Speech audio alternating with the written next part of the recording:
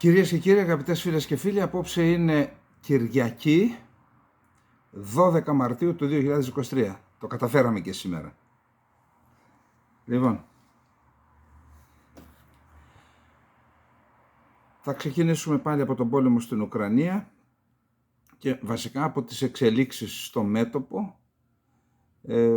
Σε τρία σημεία φαίνεται να υπάρχει κινητικότητα. Πρώτο είναι η Κρεμίνα, είναι μια πόλη βόρεια δυτικά του Λισιτσάνσκ.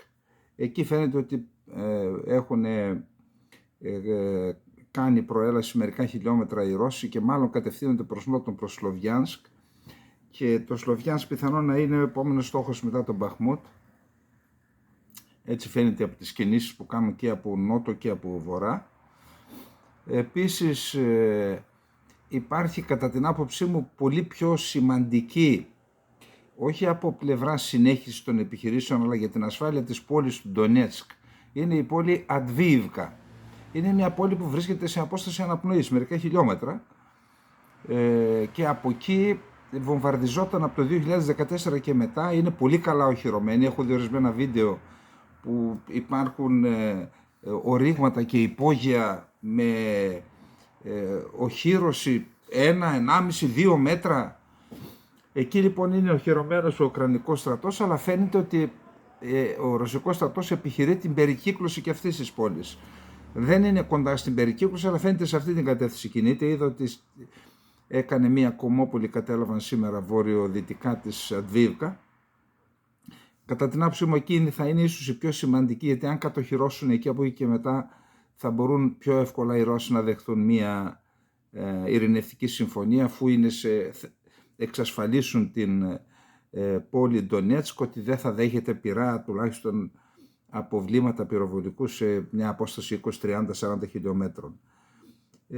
Αυτά λοιπόν είναι τα τρία μέτωπα που είναι σε εξέλιξη.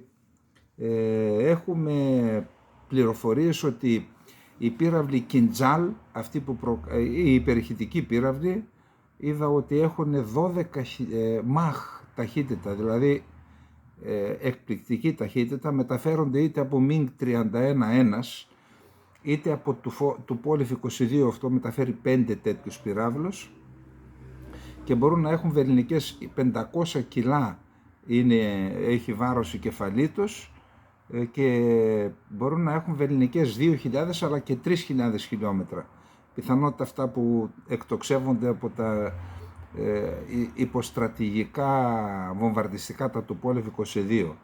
Λένε λοιπόν, πληροφορίες που δεν είναι διασταυρωμένες, ότι τα Κιντζάλ κτύπησαν συστήματα αεροπορικής άμυνας, αντιαεροπορικά, δηλαδή τα Iris Air και τα NASAMS.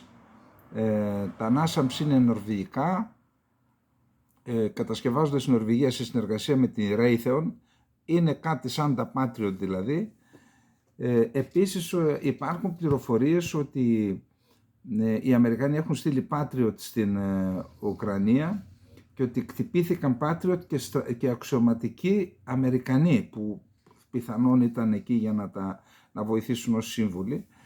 Και αυτό γίνεται ένα συνδυασμός στις πληροφορίες. Είπαν ότι ο Σοϊγκού, που είχε μεταβεί προχτές στην περιοχή εκεί στο μέτωπο της Ανατολικής Ουκρανίας, είχε πει ότι υπάρχουν νατοικοί αξιωματικοί κοντά στις επιχειρήσεις, στα μέτωπα, και επίσης υπάρχει κάποια δήλωση της Αμερικανικής Πρεσβείας στο Κίεβο που επιβεβαιώνει ότι οι ακόλουθοι άμυνας, στρατιωτικοί ακόλουθοι που υπηρετούν στην πρεσβεία βρίσκονται εκτός Κιέβου. Πιθανόν κάτι έγινε εκεί, αλλά δεν έχουμε πληροφορίες. Επίσης, τελευταία πληροφορία, οι Ηνωμένες Πολιτείες της Αμερικής έχουν παραχωρήσει βλήματα SDAM-R.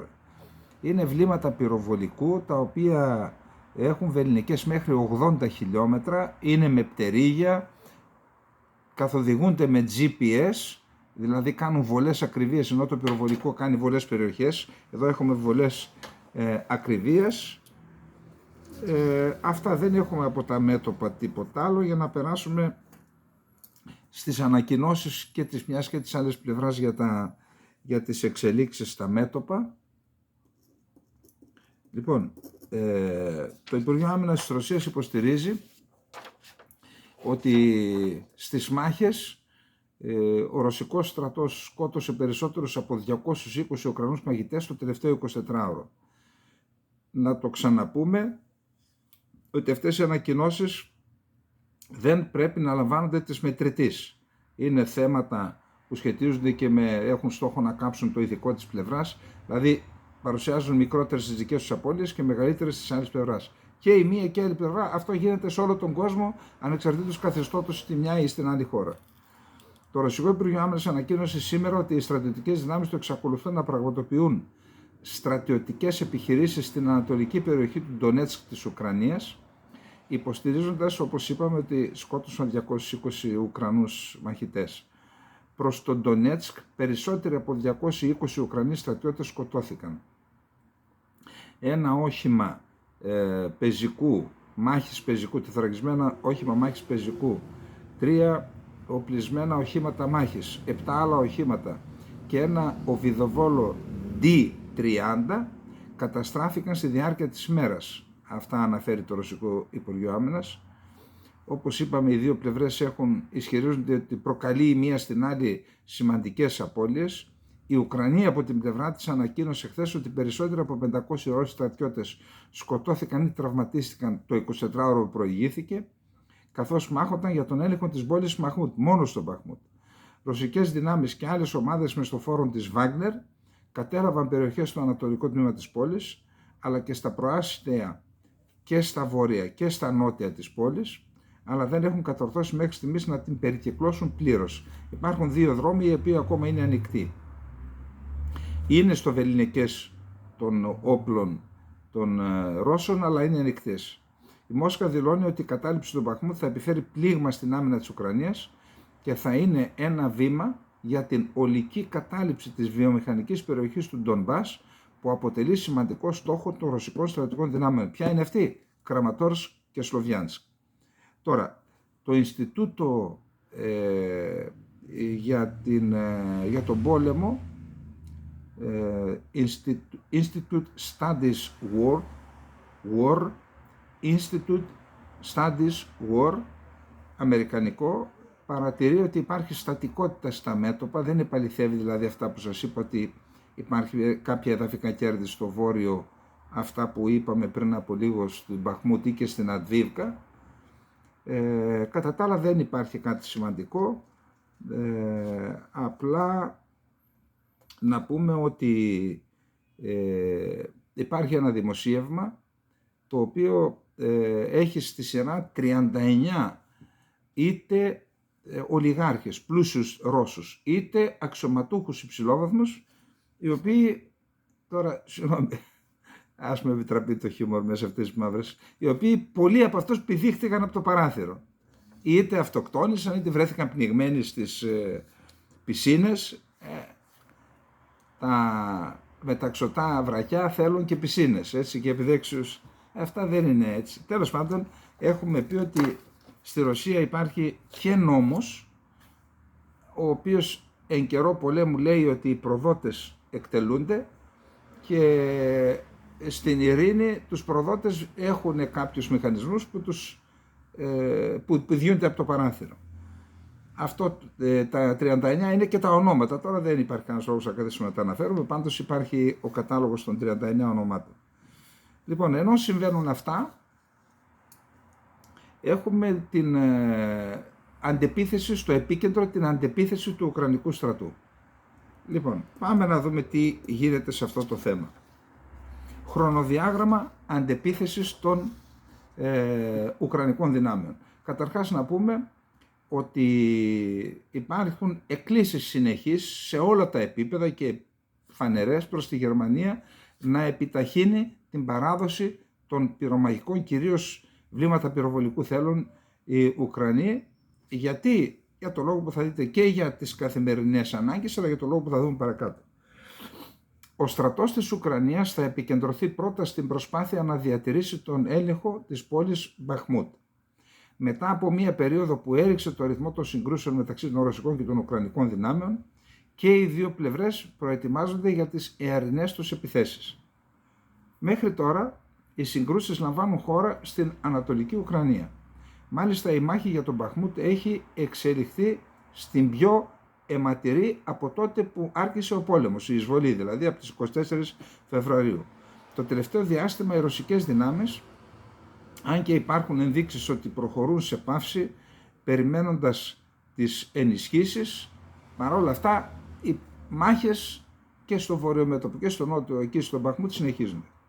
Στο μεταξύ δημοσιεύματα θέλουν Αμερικανούς αξιωματούχους να ανησυχούν για τον τρόπο με τον οποίο θα μπορούσε να επηρεάσει η υπεράσπιση της πόλης από τους Ουκρανούς την επικείμενη ιαρνή τους επίθεση. Το έχουμε ξαναπεί αυτό, ότι οι Αμερικανοί θεωρούν ότι το να καταναλώνουν δυνάμεις, είτε προσωπικό είτε και δυνάμεις γενικώς, για την άμυνα του Μπαχμούτ, θεωρούν ορισμένοι Αμερικανοί αξιωματούχοι ότι αυτό επηρεάζει και τη συγκρότηση των δυνάμεων και τις προετοιμασίες για την ιαρνή επίθεση. Και δυνάμεις δεν μπορούν να συγκροτήσουν, τις κρατούν εμπεπλεγμένες στον Μπαχμούτ, αλλά αργούν και οι προετοιμασίες. Από την πλευρά τους λοιπόν, Ουκρανοί αξιωματούχοι έχουν διαβεβαιώσει ότι είναι σε εξέλιξη οι προετοιμασίες για τη δική τους επίθεση. Λένε στους Αμερικανούς, μην ανησυχείτε, εμείς προετοιμαζόμαστε. Μάλιστα ο στενός σύμβολος του Ουκρανού Προέδρου του Ζελένσκι, ο Μιχαήλο Ποντολιάκ, αποκάλυψε την Παρασκευή το χρονοδιάγραμμα της αντεπίθεσης των Ουκρανικών δυνάμεων. Ορισμένοι φίλοι εδώ στο κανάλι λένε, καλά, πώς είναι δυνατόν να αποκαλύψουν. Κι όμως είχαν αποκαλύψει και την φθινοπορεινή επίθεση. Από τον Ιούλιο λέγανε, αρχές Σεπτεμβρίου θα αρχίσουμε την αντεπίθεση, την ξεκίνησαν και εκδίωξαν τους Ρώσους και από το Χάρκοβο και στη συνέχεια και από τη Χερσόνα. Άρα δεν είναι περίεργο που λένε, ίσως να μην πούνε την τάδε ημέρα, αλλά σαν περίοδο το λένε. Σε συνέντευξή του στην Ιταλική εφημερίδα La Stampa, που δημοσιεύθηκε την Παρασκευή, ο Ποντολιάκ ανέφερε ότι οι ένοπλες δυνάμεις της Ουκρανίας προετοιμάζονται για μία αντεπίθεση που θα ξεκινήσει σε περίπου 2 μήνες. Περίπου. Σημείωσε επίσης ότι ο στρατός της Ουκρανίας θα επικεντρωθεί πρώτα στην προσπάθεια να διατηρήσει τον έλεγχο της πόλης Μπαχμούτ. Δεν βιαζόμαστε. Θα αναδιοργανωθούμε τους επόμενους 2 μήνες. Θα εξαντλήσουμε τους Ρώσους στο Μπαχμούτ και μετά θα επικεντρωθούμε αλλού, είπε ο Ποντόλιακ στη La Stampa, σύμφωνα με μετάφραση που δημοσιεύθηκε από την Kyiv Post. Ο Ποντόλιακ είπε ότι από τη στιγμή που ο ρωσικός στρατός είχε αφιερώσει τόσο πολλές δυνάμεις στο Μπαχμούτ, η Ουκρανία θα μπορούσε να επικεντρωθεί στην αναπλήρωση των δυνάμεών της, ενώ εξακολουθεί να εμπλέκεται σε σύγκρουση με τη Μόσχα. Είναι σημαντικό για αυτούς να κινηθούν προς αυτήν την κατεύθυνση. Επομένως έχουμε 2 στόχους. Να μειώσουμε όσο το δυνατόν περισσότερα τα έτοιμα για μάχες στρατεύματά τους και να τα στριμώξουμε σε πολλές εξαντλητικές μάχες, να διακόψουμε την επίθεσή τους και να συγκεντρώσουμε τους δικούς μας πόρους αλλού για την αντεπίθεση της Άνοιξης, την ιαρινή αντεπίθεση.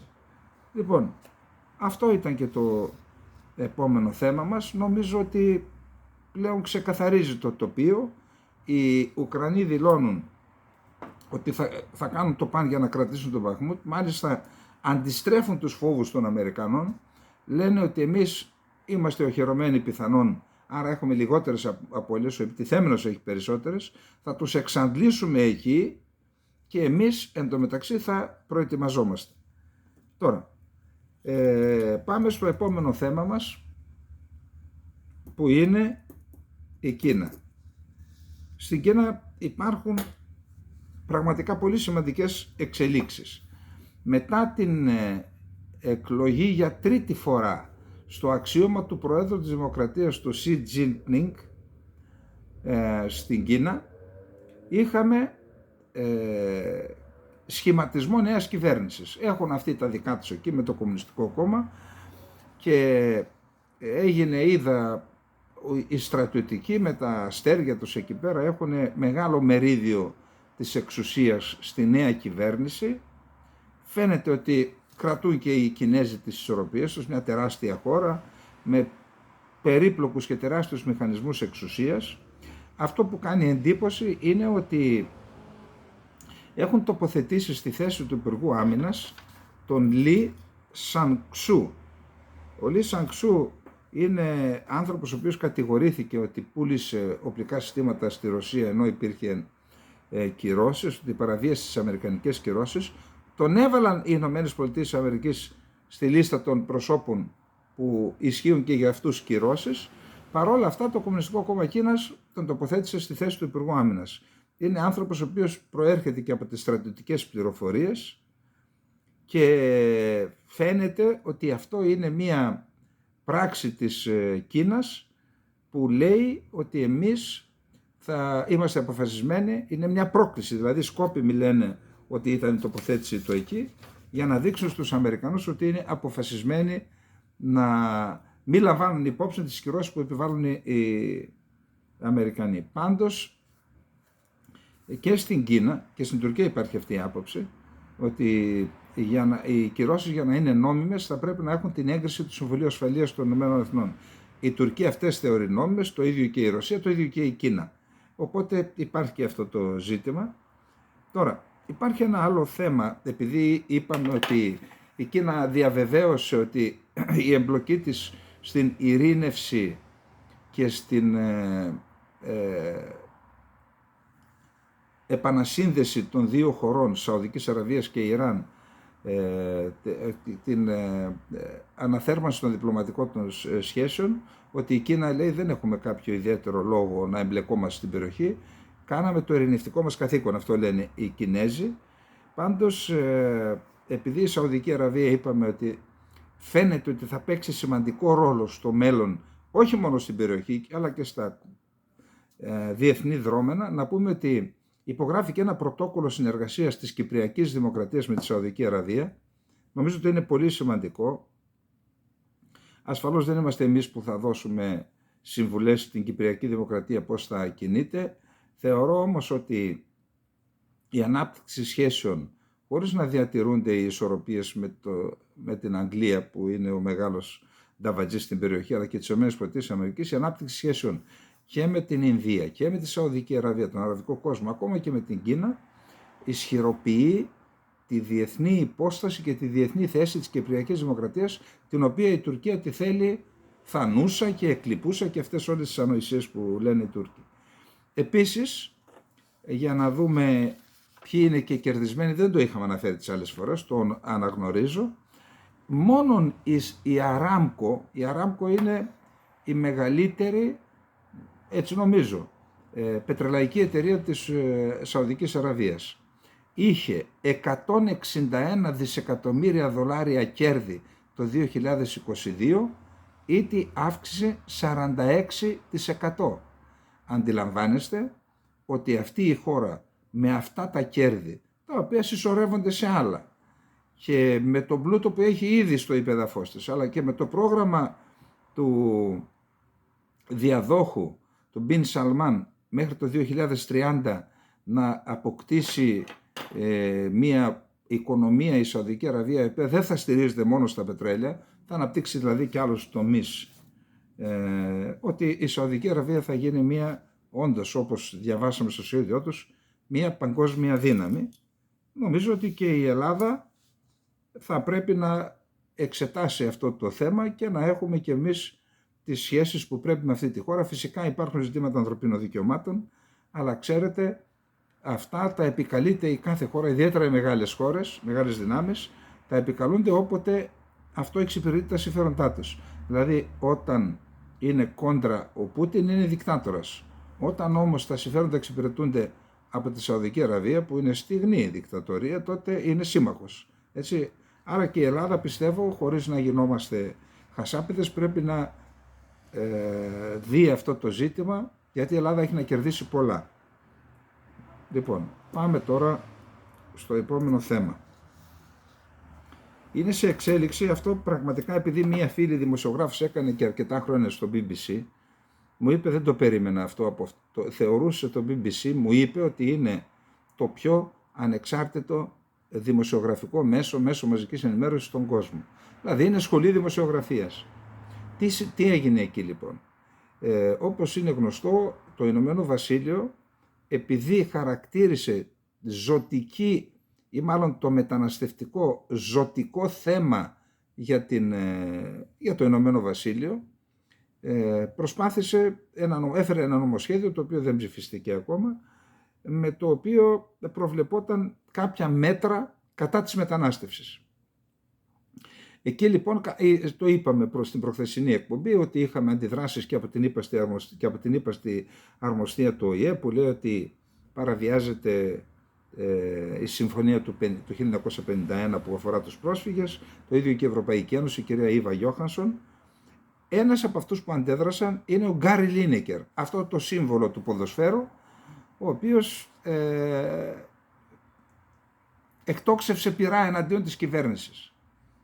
Μετά από αυτό λοιπόν, επειδή ο Γκάρι Λίνεκερ είχε μια εκπομπή στο BBC, το BBC τον απέλυσε.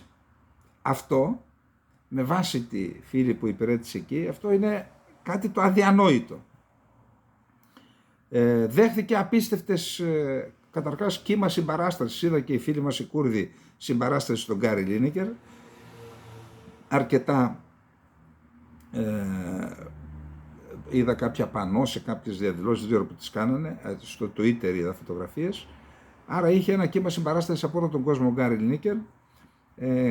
Ζητήθηκε η παραίτηση του νούμερο 1 του BBC, τελικά είπε ότι δεν παραιτείται, πάντως έγινε σκάνδαλο και φαίνεται ότι προς στιγμήν θύμα όχι μόνο της δήλωσης του Γκάρι Λίνεκερ αλλά και της ενέργειας του διευθυντή του BBC είναι το νομοσχέδιο, το οποίο μάλλον μπαίνει στο σιρτάρι, να δούμε μέχρι πότε. Τώρα ο Σούνακ, ο πρωθυπουργός του Ηνωμένου Βασιλείου, νομίζω σήμερα ταξιδεύει για την Ουάσιγκτον, όπου θα συναντηθεί με τον κύριο Αλμπανέζε, πρωθυπουργό της Αυστραλίας, και τον κύριο Μπάιντεν. Είναι οι ηγέτες της AUKUS, της Συμφωνίας Αυστραλίας, Βρετανίας και Αμερικής. Εκεί θα συζητηθούν ζητήματα που σχετίζονται με αυτήν τη συμφωνία, δηλαδή με τη στρατιωτική παρουσία των τριών αυτών δυνάμεων στη νότια Συνική θάλασσα, όπου η παρουσία της Κίνας συνιστά απειλή και για την ίδια την Αυστραλία, αλλά και για τα συμφέροντα τα στρατηγικά της Βρετανίας και της Αμερικής. Εκεί θα συζητηθεί και το θέμα των πυρηνικών υποβρυχίων, αυτά τα οποία έφαγαν τα γαλλικά υποβρύχια που θα πουλούσε μια συμφωνία 35 δισεκατομμυρίων δολαρίων, θα πουλούσε η Γαλλία στην Αυστραλία. Λέγεται, δεν το γνωρίζω, ότι επιτράπηκε στην Ελλάδα να πάρει τη Μπελαρά. Δόθηκε αυτό, αν θέλετε, ως ένα μικρό δώρο για να φύγει η πίκρα από το στόμα της Γαλλίας, που έχασε εκείνο το μεγάλο συμβόλαιο. Επέτρεψαν δηλαδή οι ΗΠΑ να πάρουν τη Μπελαρά. Θα συζητηθεί λοιπόν και αυτό. Επίσης είναι σε εξέλιξη διαβουλεύσεις και εργασίες στο Ηνωμένο Βασίλειο για την επικαιροποίηση της εθνικής στρατηγικής του Ηνωμένου Βασιλείου και ένα επανακαθορισμό της στάσης της χώρας απέναντι στη Ρωσία και στην Κίνα.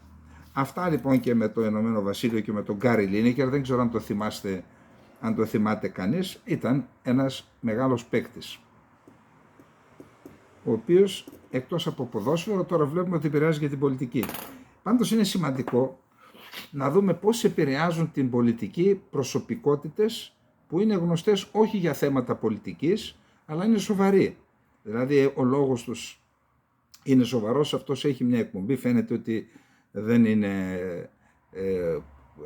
ξέρει τι λέει ο άνθρωπος, επηρεάζει κόσμο, με μια δήλωση επηρέασε την πολιτική μιας μεγάλης δύναμης, έτσι. Είναι ένα θέμα και αυτό. Λοιπόν, το επόμενο θέμα μας είναι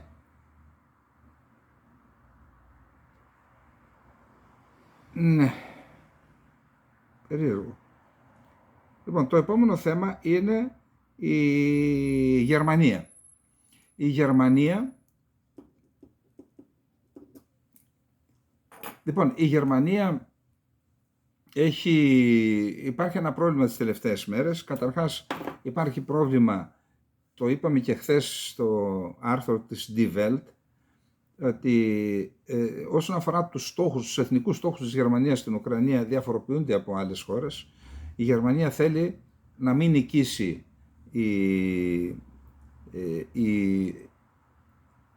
να μην ιτηθεί η Ρωσία, ενώ οι Αμερικανοί θέλουν να νικήσει η Ουκρανία. Υπάρχει μια διαφορά. Εν πάση περιπτώσει, εκεί είναι σε εξέλιξη διαδικασίες για την ίδρυση Συμβουλίου Εθνικής Ασφαλείας. Δεν έχει ούτε η Γερμανία, αλλά εδώ που παραπονιόμαστε και άλλες χώρες και μάλιστα πιο σοβαρές και πιο μεγάλες από την Ελλάδα δεν έχουν.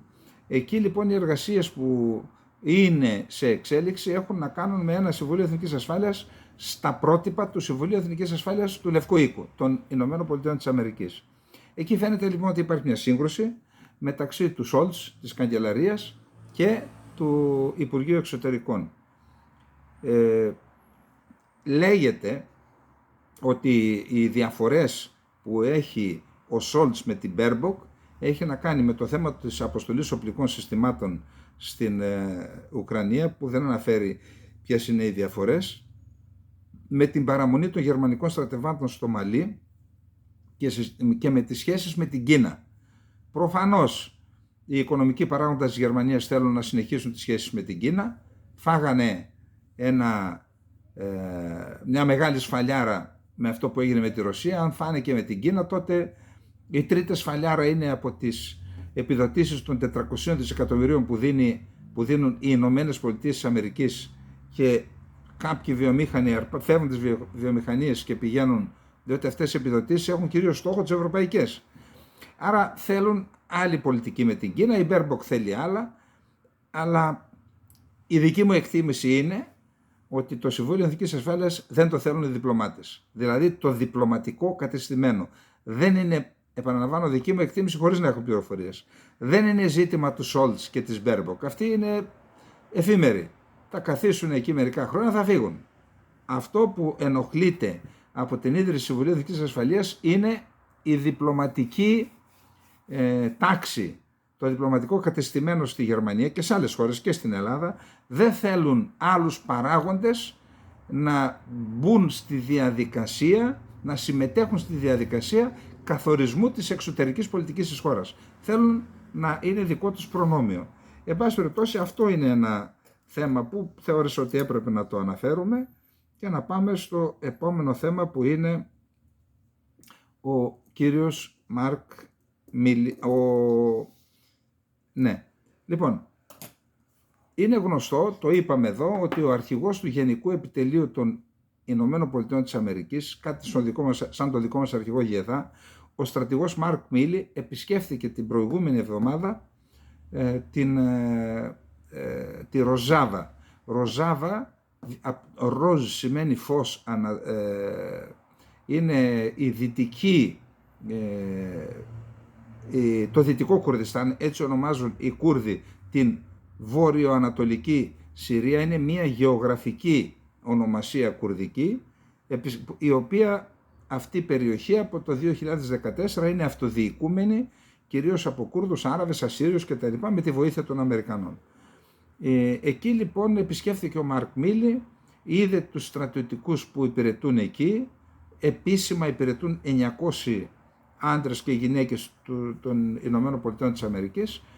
Λέγεται ότι υπάρχουν και μέλη του ιδιωτικού στρατού, ίσως και μυστικές ομάδες στην περιοχή. Οι Τούρκοι κάλεσαν τον πρέσβη των Ηνωμένων Πολιτειών της Αμερικής μετά την επίσκεψη στη Ροζάβα και ζήτησαν εξηγήσεις. Οι Αμερικανοί είπαν ότι δεν συναντήθηκε με Κούρδους αξιωματούχους στην περιοχή. Τελικώς στις 8 Μαρτίου, προχτές δηλαδή, αμέσως μετά, 2 μέρες μετά, επισκέφτηκε την Ροζάβα και ο στρατηγός Μάικ Έρικ Κουρίλα. Είναι ο διοικητής των κεντρικών δυνάμεων, της CENTCOM. Επισκέφτηκε λοιπόν και αυτός την περιοχή αυτή, τη Ροζάβα. Έκανε επιθεώρηση. Υπάρχουν στην περιοχή μερικοί καταβλισμοί εχμαλώτων. Δηλαδή είναι εχμάλωτος στρατός του Ισλαμικού κράτους. Πόλεις των 20-30 κατοίκων, καταβλισμοί. Και εκεί μέσα είναι με τις οικογένειές τους. Οι άνθρωποι αυτοί είναι αμετανόητοι. Είναι μεγάλο πρόβλημα και για την αυτόνομη διοίκηση της περιοχής και για τους Αμερικανούς, διότι όλοι αυτοί είναι μια ολόκληρη κοινωνία. Θέλουν τα σχολεία τους, τα νοσοκομεία τους.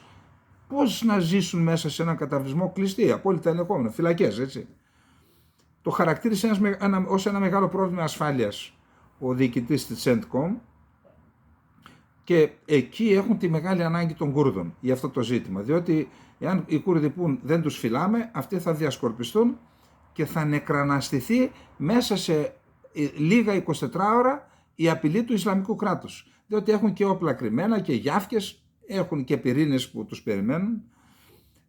Τώρα, εκεί λοιπόν σε αυτό έγκυται και η ανάγκη που έχουν οι Αμερικανοί τους Κούρδους, δίνουν στους Κούρδους οπλικά συστήματα, λέγεται ότι τους έδωσαν και εγγυήσεις απέναντι σε ενδεχόμενη επίθεση της Τουρκίας. Η Τουρκία με τη σειρά της εγκαθιστά, μετά το Αφρίν εγκαθιστά τρομοκράτες Ισλαμιστές και στην ζώνη Γκίρεσπι Τελαπιάτ, που βρίσκεται πάνω ακριβώς από τη Ροζάβα, αυτή τη ζώνη που δημιούργησε με την επιχείρηση κλάδος Πηγή Ειρήνης και την άδεια του Τραμπ, και εγκαθιστά της Αλ-Κάιντα στην ουσία, Αλ-Νούσρα, Αλ-Κάιντα. Δεν ξέρω γιατί γίνεται αυτό, πιθανόν εν ώψη εκλογών της Τουρκίας. Αν αποχωρήσουν τα τουρκικά στρατεύματα, θα μείνουν αυτοί να ελέγχουν την περιοχή, εν ονόματι της Τουρκίας μάλλον. Τώρα, υπάρχουν και άλλες πληροφορίες για το θέμα, ότι και ο Μαρκ Μίλι και ο Κουρίλα ζήτησαν από τους Κούρδους να μεταφέρουν στη διοίκηση, τη στρατιωτική και πολιτική διοίκηση του κουρδικού απελευθερωτικού κινήματος στο όρο Σκανδίλη του Νοτιού Κουρδιστάν, στο βόρειο Ιράκ δηλαδή, να μεταφέρουν την άποψη των ΗΠΑ ότι πρέπει να κηρύξουν κατάπαυση του πυρός, μια εκεχηρία, και αυτό θα αφαιρέσει από την Τουρκία επιχειρήματα ότι υπάρχει πρόβλημα ασφάλειας για να επιτεθεί στη Ροζάβα. Αυτά σε σχέση και με την επίσκεψη του Μαρκ Μίλι, όπως είπαμε. Να πάμε τώρα στο επόμενο θέμα μας, που είναι ο κύριος Κιλισδάρογλου. Λοιπόν, είπαμε ότι στις τελευταίες υπάρχουν 4 δημοσκοπήσεις, όλες ο Κιλισδάρογλου παίρνει πάνω από 50%.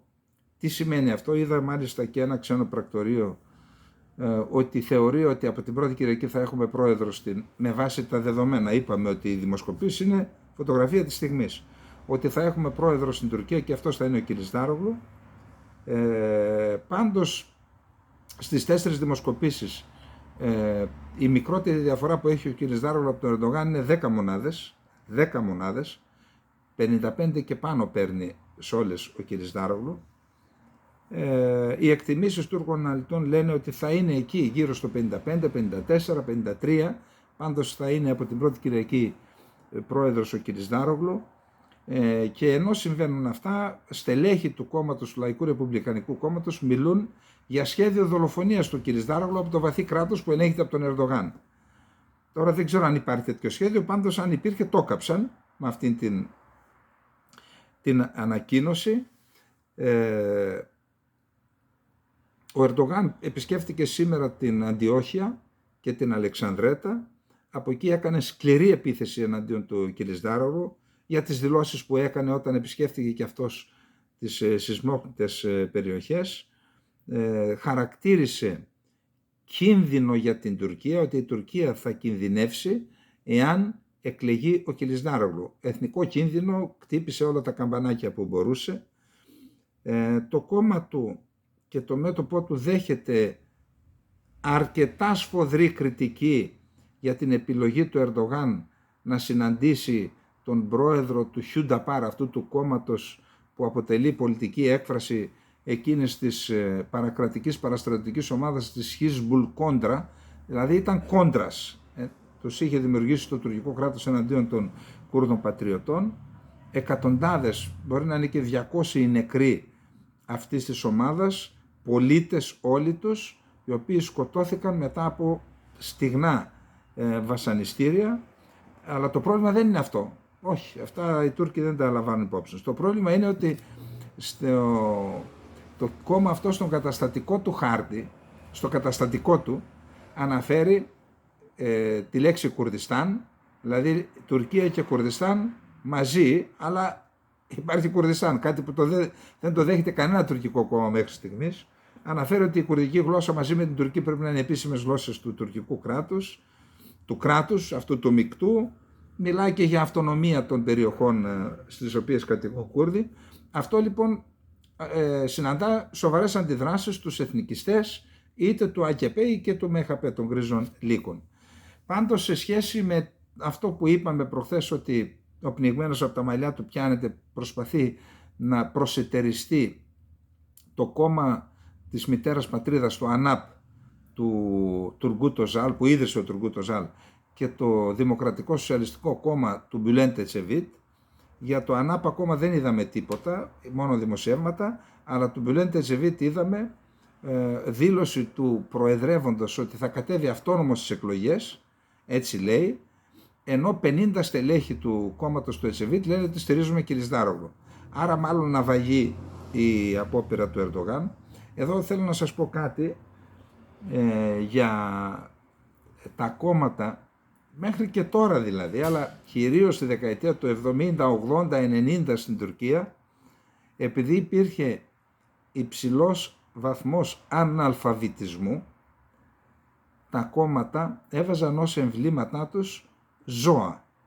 Δηλαδή, το άλογα, βόδια, ταύρους, άλογο είχε βάλει το κόμμα του ορθού δρόμου του Ντεμιρέλ και της Σιλέρ, βόδι είχε βάλει, αν θυμάμαι καλά, ο Ζάλ, πεταλούδες είχε βάλει το Χαντέπ, που είναι ο πρόδρομος του Χαντεπέ, το κουρδικό δηλαδή. Το κόμμα του τέτοιο έχει τις ακτίνες του Μουσταφά Κεμάλ, αυτό όμως είναι το έμβλημα αυτό από το 1922 που ιδρύθηκε πότε. Γιατί το έκαναν αυτό? Γιατί τι λέγανε? Εσύ τι θα ψηφίσεις? Εγώ θα ψηφίσω βόδι. Εσύ τι θα ψηφίσεις? Εγώ θα ψηφίσω άλογο. Εσύ τι? Δηλαδή λέγαν στους παππούδες, στις γιαγιάδες, στους αναλφάβητους, θα πάρεις αυτό το ψηφοδέλτιο, το βόδι. Εκεί δεν κυκλοφορούν ψηφοδέλτια εκτός του εκλογικού κέντρου. Εσύ θα πάρεις βόδι, εσύ θα πάρεις άλογο, εσύ θα πάρεις πεταλούδα. Αυτά. Ο Εσεβίτ έχει το Περιστέρι. Ο εισβολέας στην Κύπρο έχει το Περιστέρι. Εσύ λέει θα πάρεις Περιστέρι. Αυτά λοιπόν και με την Τουρκία. Για το τι συμφέρει την Ελλάδα και τι όχι, τα έχουμε πει. Λοιπόν, να πάμε τώρα στο επόμενο θέμα που είναι, είπαμε για τη Βόρειο Ήπειρο, το είπαμε. Ο Γρηγόρης Καραμέλο είπαμε ότι είναι βουλευτής, ήταν βουλευτής 2 τετραετίες στην Κοριτσάς. Στην 5η 23 Φεβρουαρίου του 2023 πραγματοποιήθηκε η συνεδρίαση της Διαρκούς Επιτροπής Άμυνας και Εξωτερικών Υποθέσεων της Βουλής με θέματα ζητήματα της εθνικής ελληνικής μειονότητας στην Αλβανία. Προσκεκλημένοι ήταν νυν και πρώην βουλευτές, εκπρόσωποι κομμάτων, πρώην και νυν στελέχη της οργάνωσης Ομόνια, νυν και υποψήφιοι δήμαρχοι. Όπως μάθαμε, είχε μεγάλο ενδιαφέρον, αν και βάραιναν ορισμένες υποψίες, δεδομένου ότι η συνεδρίαση πραγματοποιείται σε μία περίοδο που είναι ήδη προεκλογική. Το άρθρο είναι του Γιώργου Κυριακού από την εφημερίδα «Η Δρόμος». Ζητήσαμε από τον Γρηγόρη Καραμέλιο, στέλεχος της Ομόνιας και πρώην βουλευτή του ΚΕΑΔ στο Αλβανικό Κοινοβούλιο με 12ετή θητεία, λάθος έκανα εγώ, 3 ήταν οι θητείες του, να μας μιλήσει για την παρουσία του, η οποία όπως μάθαμε απέσπασε θετικές εντυπώσεις αφού έδειξε ζητήματα των μη μειονοτικών ζωνών. Τι είπατε στην κοινοβουλευτική συνεδρίαση για τα θέματα της μειονότητας? Αναφέρθηκα καταρχήν στο γεγονός ότι οι ελληνοτουρκικές σχέσεις έχουν μεγάλη σημασία για τα ζητήματα της μειονότητας, εφόσον η Αλβανία λειτουργεί σαν προτεκτοράτο της Τουρκίας. Η Τουρκία είναι κυρίαρχη στην οικονομία, στην εξωτερική πολιτική, στον εκπαιδευτικό τομέα, στα ζητήματα υγείας, όπως και στα θρησκευτικά ζητήματα. Η πολιτική της Ελλάδας έχει πέσει στην παγίδα της Αλβανίας σε σχέση με την αναγνώριση των μειονοτικών ζωνών, οι οποίες έχουν οριστεί από την εποχή της δικτατορίας του Ενβέρ Χότζα. Αυτό φαίνεται από την έλλειψη υποστήριξης σε περιοχές όπως η Χιμάρα, η Κοριτσά, το Λεσκοβίκι, η Κολόνια, που δεν είναι αναγνωρισμένες ως μειονοτικές. Το όποιο ενδιαφέρον του ελλαδικού κράτους περιορίζεται αποκλειστικά στα 100 αναγνωρισμένα χωριά των Δήμων Δρόπολης, Πογονίου και Φινίκης. Ένα παράδειγμα, Γρηγόρη, πριν 6 χρόνια επισκέφθηκε την Κοριτσά ο Έλληνας Υπουργός Εξωτερικών. Έμεινε 3 μέρες, αλλά δεν έκαμε ούτε μία συνάντηση με την ομογένεια. Τότε τι είπα να δει την κοριτσάρα, τι εκδρομή πήγε? Άλλο παράδειγμα. Εμείς με πολύ κόπο είχαμε σε τοπικό κανάλι οργανώσει τη μετάδοση ημίωρης εκπομπής στην ελληνική γλώσσα. Μέσα σε ένα μήνα τη διέκοψαν λόγω παρέμβασης Αλβανών εξτρεμιστών και δυστυχώς δεν μας υποστήριξε κανείς. Συνέπεια της εγκατάλειψης είναι ότι τα χωριά που ζουν Έλληνες μη αναγνωρισμένοι αδειάζουν και συνεχίζουν να αδειάζουν και σε αυτά φυτρώνουν τζαμιά. Πώς φυτρώνουν τα τζαμιά, ρε παιδιά? Εκεί δεν υπάρχει πρόξενος, δεν υπάρχει πρέσβης Έλληνας τύρανα να δει γιατί σε χριστιανικά χωριά φυτρώνουν τζαμιά. Σε 50-100 χρόνια δεν θα υπάρχει πια το ελληνικό στοιχείο στην περιοχή. Ένα άλλο πράγμα. Στην Κοριτσά κάναμε προσπάθειες για το κτίριο του Σεφέρη, στο οποίο πραγματοποιήθηκε ανακαίνιση. Ωστόσο για λίγα χρήματα δεν έχει ολοκληρωθεί ώστε να γίνει πάλι ελληνικό προξενείο. Από παραδείγματα διαφορίας δηλαδή άλλο τίποτα, λέει ο δημοσιογράφος. Υπάρχει και πιο σημαντικό πρόβλημα, η εκπαίδευση. Το σχολείο Όμηρος άνοιξε με πολύ κόπο και σε μια εποχή που ήταν ευκαιρία. Ήμασταν 5 βουλευτές Έλληνες όταν ζητήσαμε από τον τότε Πρωθυπουργό Φάτος Νάνο, σε μια περίοδο που είχαν βελτιωθεί οι ελληνοαλβανικές σχέσεις, να γίνουν τα ελληνικά δεύτερη γλώσσα. Τότε, πιεσμένος από εθνικιστικά στοιχεία, μας αντιπρότεινε την ίδρυση ιδιωτικών σχολείων σε περιοχές που δεν ήταν αναγνωρισμένες όπως η Χιμάρα και η Κοριτσά. Σήμερα πρέπει να στηριχτεί αυτό το σχολείο που έχει 500 παιδιά και όχι να διώξουν παιδιά και εκπαιδευτικούς. Πρέπει να επεκταθεί το σχολικό πρόγραμμα σε μαθήματα στα ελληνικά, να αυξηθούν επίσης οι μισθοί των ομογενών δασκάλων. Το σχολείο έχει πολλές αιτήσεις από ελληνικές και αλβανικές οικογένειες και πρέπει να φροντίσουμε να ικανοποιήσουμε αυτήν την τάση. Υπάρχει ελπίδα, ρωτάει ο δημοσιογράφος. Ας συνοψίσω. Η Ελλάδα πρέπει να υποστηρίξει κυρίως τους Έλληνες που έχουν απομείνει στην Αλβανία. Να υποστηριχθούν οι νέοι, να χρηματοδοτηθούν με δάνεια για επενδύσεις σε διάφορους επαγγελματικούς τομείς. Δεύτερον, όσον αφορά τις εσωτερικές μας αντιθέσεις, έχουμε και εμείς τις ευθύνες μας. Πρέπει να παραμερίσουμε προσωπικά συμφέροντα και εγωισμούς που εν τέλει εξυπηρετούν τα συμφέροντα μεγάλων αλβανικών κομμάτων για να αναδειχθεί ένας ενωτικός φορέας με κοινούς στόχους. Όπως και η Ελλάδα πρέπει να αναπτύξει μια συγκεκριμένη στρατηγική που θα αμβλύνει τις αντιθέσεις υποστηρίζοντας τον ελληνισμό, όπως συμβαίνει με τα αλβανικά κόμματα των Σκοπίων, στα οποία το αλβανικό κράτος διαμορφώνει κοινές εθνικές γραμμές.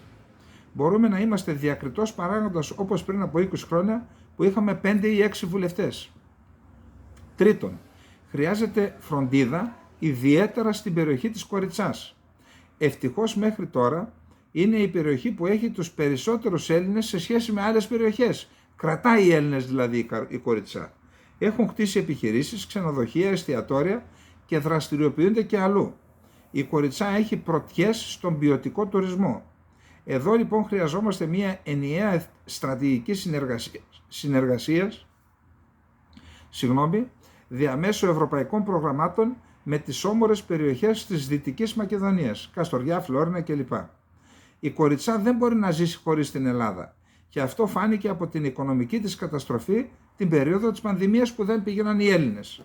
Είναι ανάγκη αυτή η συνεργασία τόσο για την ανάπτυξη γενικά του τόπου, όσο και για να αποκτήσουμε περισσότερα δικαιώματα ως ελληνισμός. Η επιδοματική προεκλογική πολιτική της ελλαδικής ελίτ άνοιξε η πλατφόρμα για το επίδομα ανασφάλιστων ομογενών υπερηλίκων, το οποίο είχε καταργηθεί επί κυβέρνηση Σαμαρά Βενιζέλου το 2012, μαζί με την κοινωνική ασφάλιση. Ξαναψηφίστηκε το 2019 προεκλογικά επί κυβέρνηση ΣΥΡΙΖΑ, αλλά με την προϋπόθεση 40 χρόνων παραμονής στην Ελλάδα και μετά από κινητοποιήσεις βόρειο-επιρωτών, το ψήφισε πρόσφατα η κυβέρνηση της Νέας Δημοκρατίας με όριο πλέον τα 30 χρόνια. Πρόκειται για επίδομα 387 ευρώ για υπερηλίκους που μέσω μιας ψυχολογικής μεθόδευσης αναμονής αναμένεται να δοθεί και αυτό στην προεκλογική περίοδο. Σε κάθε περίπτωση δεν υπάρχει καμία μέρημνα για την ενίσχυση των νέων και ενεργών οικονομικά ανθρώπων ώστε να επιστρέψουν νοικοκύριδες στον τόπο τους. Αναφέρει και ένα παράδειγμα στο Δήμο Φινικαίων, όπου εμφανίστηκε ένας Αλβανός στην περιοχή Βαγκαλιάτη και λέει παρουσίασε έγγραφα από παππούδες του επί τουρκοκρατίας και έγιναν δεκτά από τα αλβανικά δικαστήρια για να κάνει πάρκο με φωτοβολταϊκά συστήματα. Κάποιοι Έλληνες παρουσίασαν νόμιμα έγγραφα ότι τους ανήκει μέρος της περιοχής και τελικά αυτό το θέμα πάγωσε. Και αναρωτιέται ο κύριος Καραμέλο από πού εμφανίστηκε αυτός ο Αλβανός και πώς το αλβανικό κράτος τον έβαλε μέσα σε μια καθαρά ελληνική περιοχή της Βορείου Ηπείρου. Λοιπόν, αυτά για τη Βόρειο Ήπειρο. Πιστεύω ότι πρέπει η Ελλάδα να δώσει σημασία. Για να πάμε τώρα στο επόμενο θέμα, που είναι... Ναι. Λοιπόν, το επόμενο θέμα είναι δύο επιστολές. Τη μία μας ζήτησε να τη διαβάσουμε ο κύριος Παπαγαβριήλ. Είναι άρθρο του Κώστα Καλίτση, νομίζω ότι είναι δικηγόρος, με τίτλο «Το τρίπιο κράτος», που δημοσιεύθηκε στην Καθημερινή στις 5 Μαρτίου. Να το διαβάσουμε, έχει τη σημασία, γιατί όταν τα λέμε εμείς είμαστε ακραίοι. Για να δούμε τι λένε και άλλοι, και μάλιστα δημοσιευμένα στην Καθημερινή, η οποία Καθημερινή μιλάει για ακραίους. Κοιτάξτε τι λέει εδώ. Κράτος αδιάφορο. Έβαλε τους σειρμούς να τρέχουν με 160 χιλιόμετρα και πάνω την ώρα, χωρίς να νοιαστεί να εγκαταστήσει το ηλεκτρονικό σύστημα ασφαλείας και ήταν περήφανο για τα τρένα βέλη. Κράτος κουφό και τυφλό.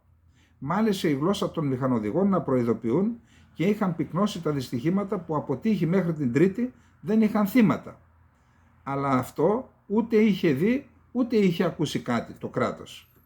Τσαπατσούλικο κράτος. Σε υπεύθυνες θέσεις άνθρωποι με προσχηματική εκπαίδευση και συμβάσεις 3, 6 ή 12 μηνών για να εξυπηρεθούν όλοι οι πελάτες που περιμένουν στην ουρά. Κράτος κλωτσοσκούφι. Αντί να το φοβούνται οι εργολάβοι, αφήνει να το εκβιάζουν οι θρασείς εξ αυτών, να κάνουν ό,τι θέλουν και να νταραβερίζονται με αυτό χωρίς κόστος. Το δίδαγμα της εθνικής τραγωδίας είναι ότι το ισχυρό κράτος είναι τρίπιο και χρειαζόμαστε ένα άλλο σύγχρονο, αποτελεσματικό και ισχυρό. Η μεταρρύθμιση του κράτους ήταν η πιο μεγάλη προσδοκία της δεύτερης τετραετίας Σιμίτη. Διαψεύστηκε. Η ανασύνταξή του ήταν η κεντρική δέσμευση της πρώτης κυβέρνησης Καραμαλή. Η επανίδρυση του κράτους. Διαψεύστηκε. Στη σύγχρονη εποχή, ο ρόλος του κράτους αναβαθμίζεται παντού στον αναπτυγμένο κόσμο. Όλοι κατανοούν ότι χωρίς ένα κράτος στρατηγό, χωρίς στενή συνεργασία κράτος ιδιωτικό τομέα, δεν υπάρχει αύριο για την ανάπτυξη. Ενώ το σκηνικό αλλάζει ριζικά διεθνώς, στην Ελλάδα εξακολουθούμε να έχουμε ένα κράτος βαρύδι που εκτός των άλλων αποδεικνύεται και επικίνδυνο για τη ζωή των πολιτών του. Ένα πελατειακό, αυταρχικό και καθυστερημένο κράτος. Παρένθεση. Όταν εδώ στην εκπομπή αυτή πριν το δυστύχημα είχα πει ότι η δικιά μου ιδεολογία, εγώ δεν τα ξέρω αυτά τα αριστερά και τα δεξιά, δεν τα καταλαβαίνω. Η δική μου ιδεολογία είναι κράτος. Ότι εγώ ευελπιστώ, θέλω, προσδοκώ να έχουμε ένα κράτος φιλικό στον πολίτη, να εξυπηρετεί τον πολίτη, θέματα ασφάλειας και εξωτερικής πολιτικής φυσικά, να έχει και έναν ρυθμιστικό ρόλο, να μην είναι ασίδωτη η ελεύθερη αγορά, υπέρ της ελεύθερης αγοράς, αλλά όχι υπέρ της ασυδοσίας. Όταν είπα, και όχι φυσικά απολύτως ακομμάτιστο, είδα ορισμένοι μου είπαν, καλά θες εσύ κράτος έμπορο και κάτι τέτοια. Δηλαδή αντέδρασε ο κόσμος γιατί έμαθε σε ένα τέτοιο κράτος. Τον μάθανε, έτσι. Προσέξτε τι λέει τώρα ο κύριος Καλίτσης και μετά να δούμε τι λέει και ο Παξινός, ο πρόεδρος του Δικηγορικού Συλλόγου Αθήνας. Όσον αφορά τους πολιτικούς, κάποιοι νομίζουν ότι η πολιτική είναι να ασκείς υψηλή εποπτεία σε έναν τομέα, να απολαμβάνεις τα προνόμια της εξουσίας, να μισθώνεις συμβούλους για να βρίσκουν ξύπνιες ατάκες και παρεμβάσεις με στυλ. Αυτή είναι η πολιτική. Δήθεν υψηλή εποπτεία, λόγια σοφιστικά που μας λένε κάποιοι σύμβολοι και μέχρι εκεί. Και όταν έρχεται η κρίση φταίει κάποιος άλλος. Η αντιπολίτευση, κάποιος εσωκομματικός αντίπαλος, ίσως ο ανάδρομος Ερμής.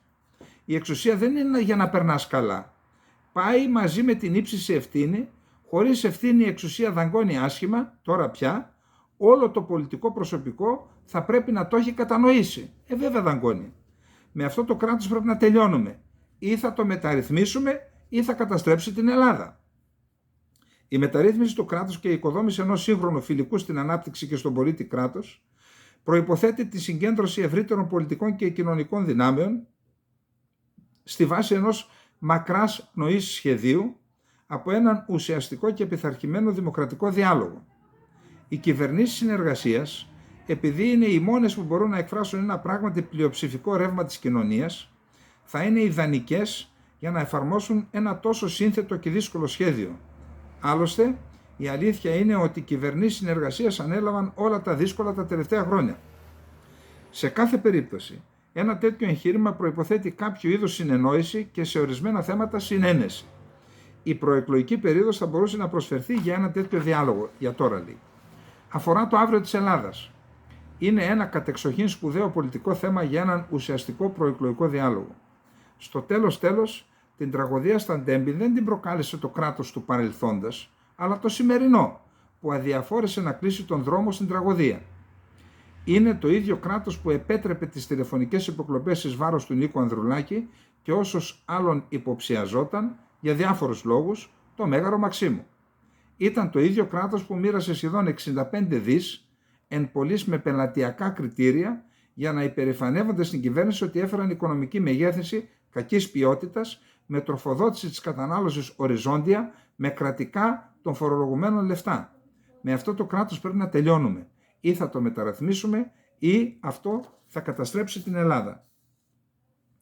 Εγώ θεωρώ ότι για να μπορέσουν τα κόμματα και οι πολιτικοί να μιλήσουν για μεταρρύθμιση του κράτους, πρέπει να προηγηθεί η μεταρρύθμιση του πολιτικού συστήματος.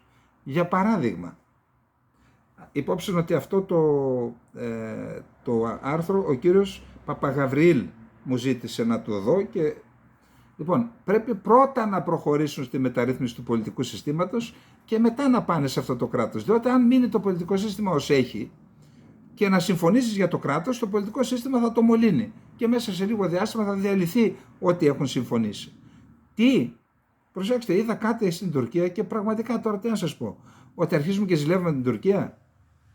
Στο κόμμα του Ερντογάν υπάρχει στο καταστατικό του ρύθμιση που λέει μέχρι 3 θητείες και μένουν εκτός των ψηφοδελτίων των εκλογών της 14ης Μαΐου 70 πρωτοκλασάτα στελέχη. Γιατί? Σου λέει δεν είναι πολιτική επάγγελμα. Γιατί την κάνατε επάγγελμα? 1, 2, 3 τράβα να κάνεις τη δουλειά που έχει σπουδάσει. Εδώ τι είναι η σόβια πολιτική? Γιατί δεν κατάλαβα. Έτσι δημιουργούνται τα τζάκια και έτσι έχουμε πατέρα πρωθυπουργός, γιος πρωθυπουργός, αδερφή υπουργός, ανεψιός δήμαρχος, μελλοντικός πρωθυπουργός, γιος μελλοντικός βουλευτής και αυτός πρωθυπουργός. Συγγνώμη, άμα κρατηθεί αυτό, εσείς λέτε ότι θα μεταρρυθμιστεί το κράτος? Μα αυτό είναι που σαπίζει, οδηγεί στη σύψη το κράτος. Τι άλλο? Ασυλία των υπουργών. Τι είναι αυτά? Τι είναι αυτά? Υπουργών και βουλευτών. Γιατί να έχουν ασυλία? Δεν κατάλαβα. Πώς δεν είχε ασυλία οι άλλοι στις Βρυξέλλες που είναι ακόμα στη φυλακή? Δεν έχουμε διδαχθεί? Στην Ιταλία πόσοι πρωθυπουργοί μπήκαν φυλακή? Εδώ πέρα ποιον άγγιξαν? Ποιον άγγιξαν? Για πέστε μου. Όταν δεν τα αγγίζεις αυτά. Μετά, κομματισμός του κράτους. Γιατί δεν τα αναφέρει μέσα ο κύριος Καλίτσης? Τι θα πει κομματισμός? Τι θα πει κομματικός συνδικαλισμός μέσα στο κράτος? Απαγορεύεται. Τελεία παύλα. Τι δουλειά έχει το κράτος, το κόμμα μέσα στο κράτος? Το κράτος θα αποφασίσει το πολιτικό σύστημα πώς θα είναι και θα το αφήσει να λειτουργεί. Λοιπόν, μετακλητή υπάλληλοι. Τι είναι αυτή η ντροπή? Τι είναι αυτή η ντροπή? Παίρνουν τα τσούρμο τους που πήγα μια φορά πάω και τους βλέπω, δηλαδή μπαίνουν μέσα στη Βουλή. Καλά, τώρα μην πω και για κόμματα τι μπαίνουν, με τι ρούχα και με τι. Δηλαδή μιλάμε για αθλιότητα. Αν δεν γίνουν αυτά, οικογενειοκρατία, αν δεν διορθωθούν αυτά, πώς θα κάνεις κράτος, κύριε Καλίτση? Δεν είναι έτσι. Πάμε τώρα στο επόμενο. Πόσες αλήθειες μάθαμε να λέμε, ο κύριος Παξινός, για τις αιτίες και τα συνυπακόλουθα αιτιατά που στοιχίζουν ζωές συνανθρώπων μας, και όχι μόνο δεν λέμε αλήθειες, αλλά συσκοτίζουμε τα γεγονότα. Εκπλαγήκαμε με τις πυρκαγιές στην Ηλία, στο Μάτι, με τις πλημμύρες στη Μάνδρα και τώρα με το σιδηροδρομικό δυστύχημα στα Τέμπη. Πιο πριν με το Σάμενα, τη Ρικομέξ με τους σεισμούς και άλλα τόσα. Απολογισμός εκατοντάδες νεκροί. Στα Τέμπη ο ανθός της Νιώτης και ποτέ κανείς δεν αναλαμβάνει την ευθύνη. Συγγνώμη, τι θα πει συγγνώμη? Τι θα πει συγγνώμη? Συγγνώμη, τράβα σπίτι σου και μην ξαναβγείς. Αυτή είναι η αναλαμβάνεις την ευθύνη. Για να μην πω ότι πρέπει να έχουμε και ποινικές ευθύνες. Μέχρι την κορυφή. Φταίνε τα στοιχεία της φύσης, ο απρόβλεπτος παράγοντας. Πόσες όμως αλήθειες μάθαμε να λέμε για τις αιτίες και τα συνεπακόλουθα αιτιατά, τα τόσο οδυνηρά που στοιχίζουν ζωές συνανθρώπων μας, και όχι μόνο δεν λέμε αλήθειες, αλλά συσκοτίζουμε τα γεγονότα, καλύπτουμε τις ευθύνες, απλώς αφήνουμε το χρόνο να τα προσπεράσει, να τα υποβαθμίσει, να τα αγνοήσει. Η καρέκλα, ο θόκος με τα συνεπακόλουθά του έχει γερές, στέρεες βάσεις. Αυτό είπα να αλλάξει. Και μετά το κράτος, έτσι. Έγινε επάγγελμα, δεν εγκαταλείπεται. Εδώ ο Ερντογάν το έκανε. 3 θητείες σπίτι σου, στη δουλειά σου. Αντιθέτως ενδυναμώνεται και προς τούτο θα κάνουν όλες τις αβαρίες. Ό,τι τους ζητηθεί. Από ποιους? Από αυτούς που εξαρτούν και εξαρτώνται. Για την πάση θυσία επανεκλογή. Να το, τα λέει ο Παξινός και δίνει απάντηση στον Καλίτσι. Εν συνόψη, η διαφθορά έφτασε μέχρι το μεδούλι. Διαπερνά την κοινωνία οριζοντίως και καθέτος. Σε μεγάλο βαθμό. Την πνίγει. Δεν μπορεί να ανασάνει.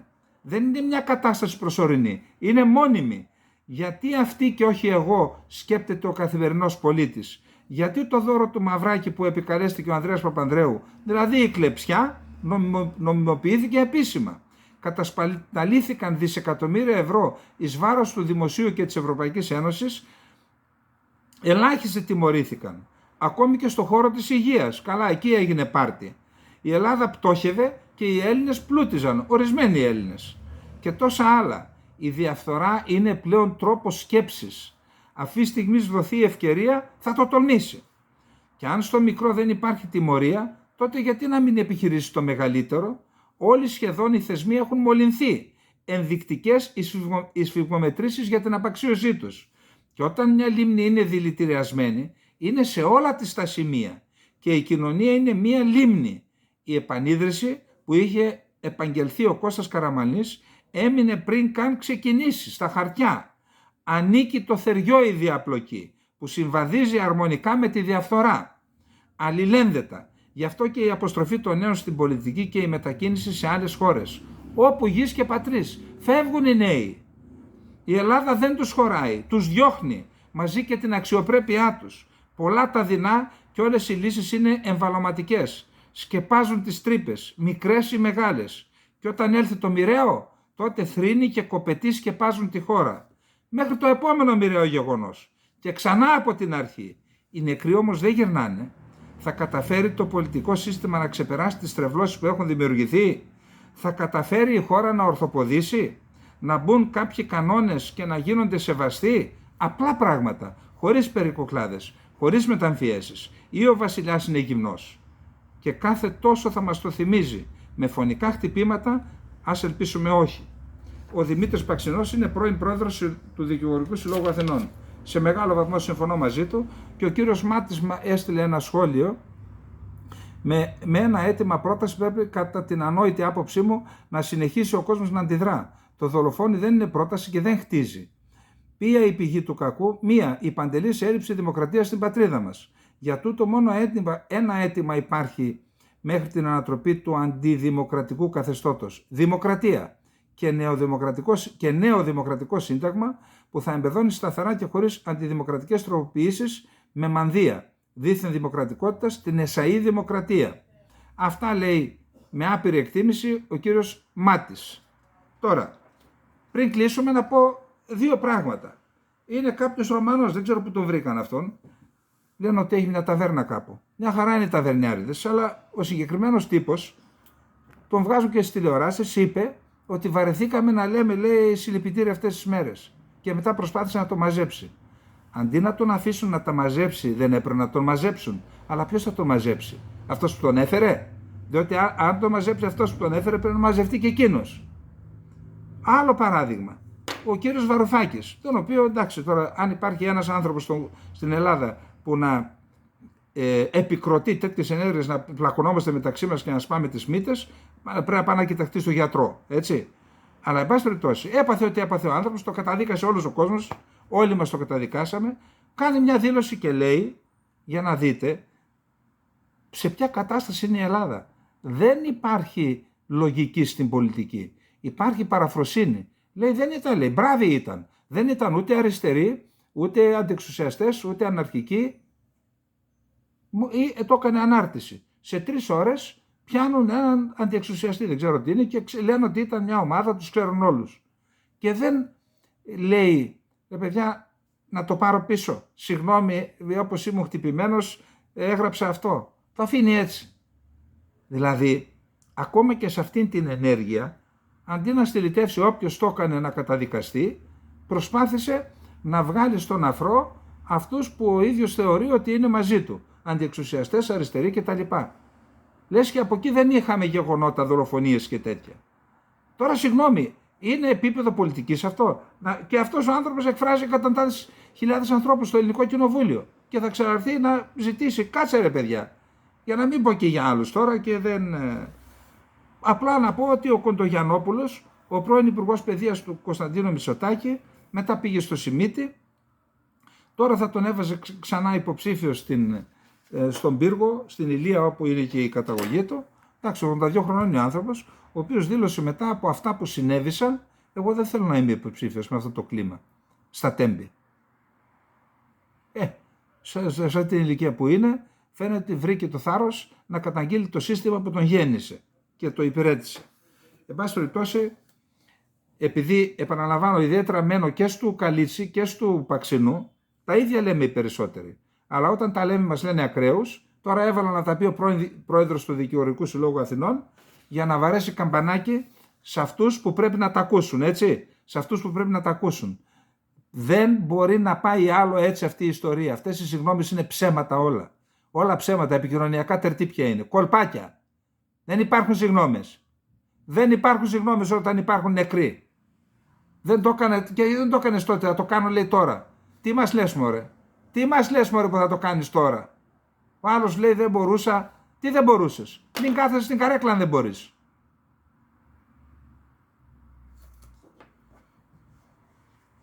Τέλος πάντων, δεν πάει καλά η χώρα, δεν πάει καλά το πολιτικό σύστημα αν δεν πούνε επιτέλους αλήθεια στους πολίτες, αυτά που λένε οι δημοσκοπήσεις, ιδιαίτερα στους νέους.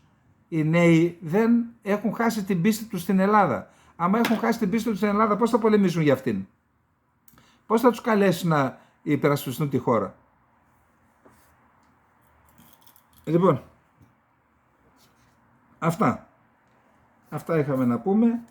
Επειδή δεχθήκαμε και αρκετά σχόλια και κριτική, γιατί δεν αναφερθήκαμε στη Βόρειο Ήπειρο, αναφέραμε και το θέμα της Βορείου Ήπειρου, γιατί και αυτό δείχνει ότι η Ελλάδα έχει εξοφλήσει. Ο Κωνσταντίνος Μητσοτάκης, όταν είχε επισκεφθεί τη Βόρειο Ήπειρο, είχε πει ότι καθεστώς διεκδικήσει η Αλβανία για το Κωσυφοπαίδιο, να δώσει και στη Βόρειο Ήπειρο. Θα διεκδικήσουμε κι εμείς. Τι έγινε αυτή η δήλωση, την ξεχάσαμε, γαργάρα. Διότι αν ισχύει αυτό, κράτος στο Κόσοβο, κράτος και στη Βόρειο Ήπειρο. Έτσι. Και καταντήσαμε εκεί τώρα να φυτρώνουν τζαμιά σε χριστιανικά χωριά και να μην μιλάει και κανένας. Και να κινδυνεύει ο ελληνισμός εκεί. Λοιπόν, αυτά για απόψε. Καληνύχτα και από αύριο καλή εβδομάδα.